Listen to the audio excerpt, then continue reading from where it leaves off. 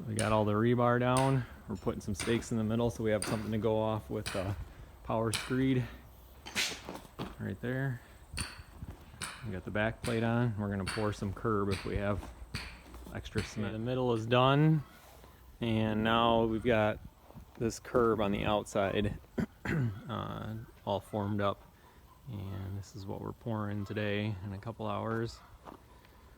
We've got just the boards in there, and my neighbor who was helping me is also pouring, so they borrowed some of the cement stakes, so we had to use these cripple boards here to kind of tie everything together, so because we don't quite have enough stakes to do everything that way, so it's going to be kind of a pain to pour it, but pouring cement's always a pain, I guess. So the middle's all done and it's dried out now. It's all grooved, you can kind of see it there. And we got this curb to pour and the one on the other side. And then in the very back we got a little spot to hold maybe a day's worth of manure, so we got that formed up back there to just as a curb basically to hold manure. We got that outside curb poured here. And we got the inside curb poured, this inside curb poured, and then in a few minutes we've got another cement truck coming to do this outside pour here. And then we will basically be done with cement for the most part. And we got some rebar set up out here for this holding area for manure. We can scrape manure right back here.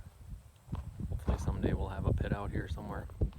It's a warm day in November, so I think everybody's trying to get their last concrete in, and we are too. So this is a 2x6 and a 2x8, so together they make 13 inches, because the 2x6 is 5.5 and the 2x8 is 7.5. So it's a 13-inch curb. And if you remember, last winter we put big piles down in the ground, so there's cement all the way down. I don't know what there is, at least 4 foot. I think it was closer to 5 foot. And then we put a piece of rebar down in that, so that'll tie the curb to all those piles. So every post is 6 foot apart, and each one of those will tie into this curb. And then we'll leave this open here, and we'll fill it full of sand. And this is where the cows will lay.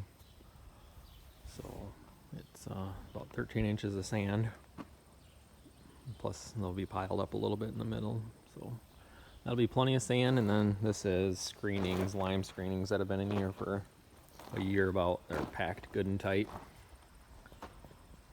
So after this we should be done and start working on curtains probably, or an end wall. Okay, so we just got done pouring. It was about an hour and a half. Didn't quite have enough to get to the edge, but pretty close. That's pretty good.